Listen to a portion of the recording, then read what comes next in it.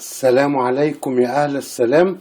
النهارده هنعمل ازاي تعملي سمك التونة بالزيت والليمون في الفرن. انا جبت النهارده تونة، دي تونة بورسعيدي، بسم الله ما شاء الله. الكيلو النهارده ب80 جنيه. احلى تونة تاكليها. تمام. طيب البهارات معانا والتوابل والمقادير معانا. مقادير سمك التونة: بصل طرنشات، ليمون طرنشات، فلفل طرنشات، قرن فلفل سبايسي، فلفل اخضر، فلفل الوان. ومعانا دقة السمك التونة، بسم الله ما شاء الله. اعملها وهكتب لكم الحاجات دي في الوصف. ومعانا جزرة واحدة. تمام. يلا بينا. دلوقتي انا هاخد التونة دي علشان انضفها واغسلها واشيل الراس منها. تمام. الراس واللمعاء بتاعتها. يلا بينا علشان مش نطول على الحلقة ونشوف هنعمل ازاي تعملي سمك التونة بالزيت والليمون في الفرن. ماشي يا جميل. السمك التونة نضفتها اهي وبسم الله ما شاء الله خليتها زي الورد كده. هنبدأ نحشي سمك التونة علشان ندخلها بقى الفرن ونحشيها بالدقة بتاعتها والجزر والحاجات دي. ابقوا معانا يا جميل. احلى طريقة سمك التونة في الفرن بالزيت والليمون. يبقوا معانا. اول حاجة معانا طاسة او صينية، معانا معلقتين زيت كده نحطهم في الاول علشان نعمل اجمل صينية تونة بالزيت والليمون. بنجيب التونة كده اهي، بسم الله ما شاء الله، سمكة التونة، ونبدأ نحشيها. دي معانا دقة الفلفل، بسم الله ما شاء الله اهي. تحطيها زي ما انت عايزة، بس الاول تحط كده معلقتين دقة كده في الأرضية مع جزرة. خلي اكلك حلو كده ومهندم، كلكم شطار وبسم الله ما شاء الله.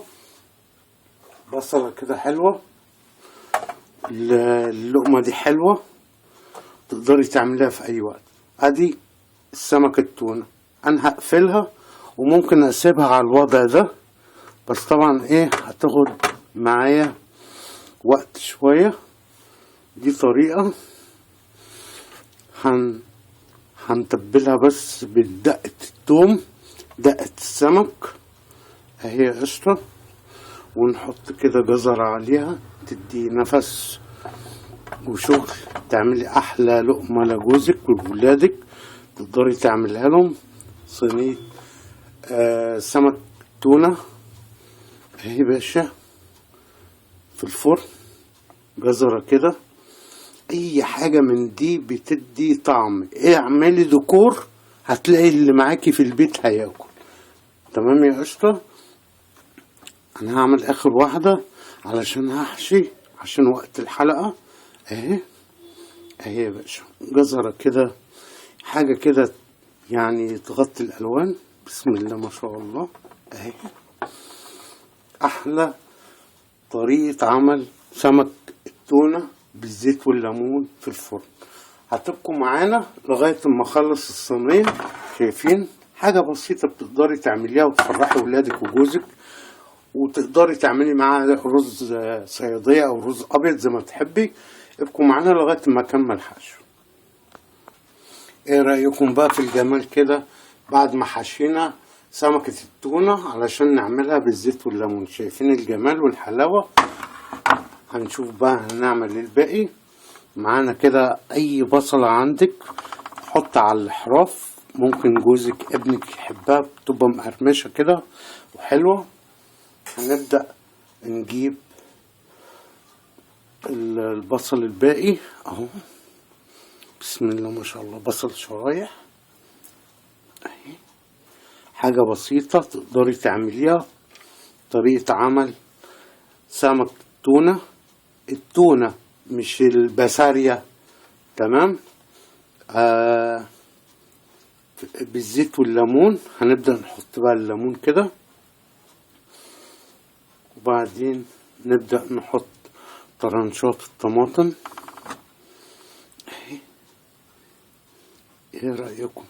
يا رب الحلقة بس تعجبكم وتنال رضاكم، ولو حضرتك جربتيها اتمنى من الله تكتبي لي يعني بعد التجربة او حاجة زي كده، علشان الكل يعرف ان احنا بنعمل ايه.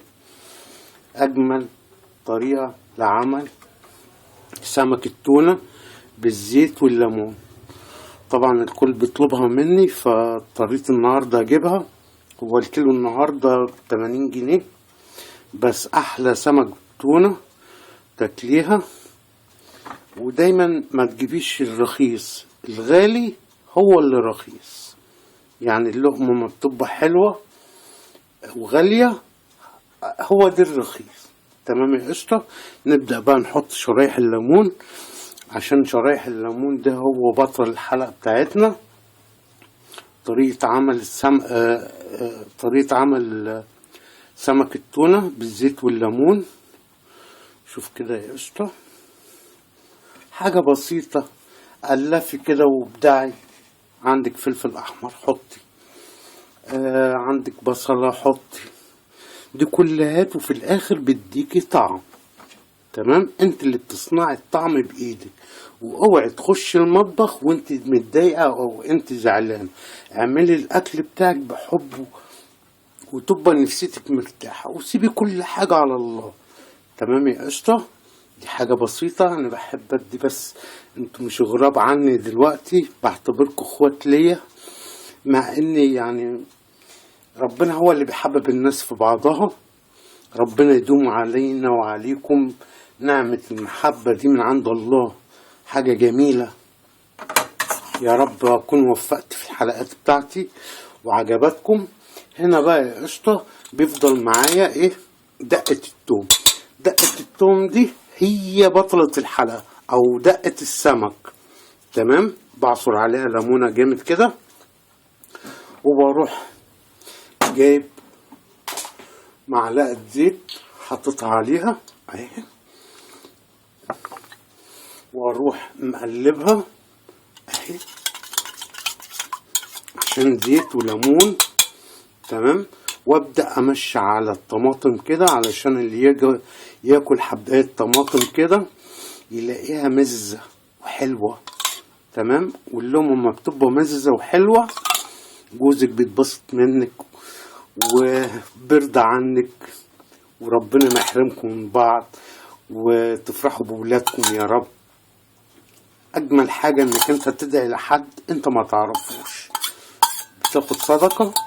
ويا رب كده تكون الحلقه بتاعتنا خلصت. انا كده عملت خلصت اهو، بس هضيف عليها ايه؟ معلقه ليمون، لان الاكله دي لازم تبقى عليها الليمون كتير. تمام، هي بتعتمد على الخل على الليمون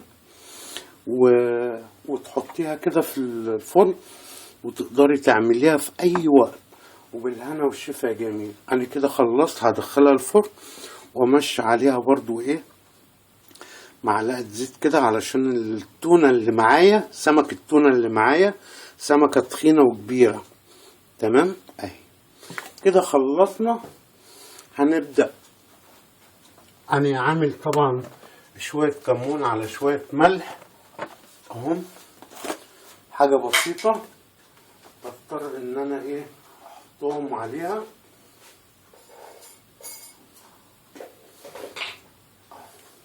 يعني كمون وملح. وطبعا لو عندك اي نوع مرق دجاج لو حبيت تضيف، انا طبعا بحط كنور.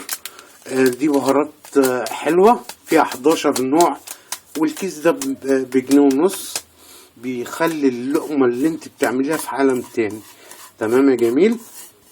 كل اللي علينا ان احنا هنروح رشين كده. بسم الله ما شاء الله، ده ريحة التوابل بس لوحدها حاجة تانية.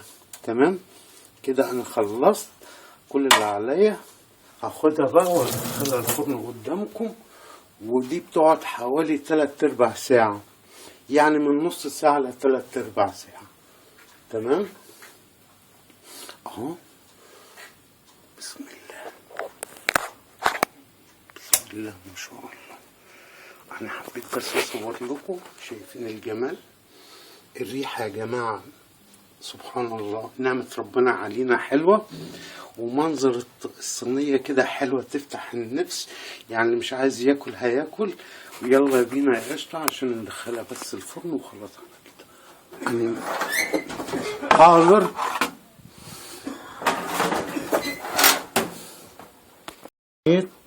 أجمل صينية تونة. ازاي تعملي صينية التونة في الفرن؟ بسم الله ما شاء الله. ايه رأيكم بقى في الجمال ده؟ بسم الله ما شاء الله. شايفين الجمال والحلاوة؟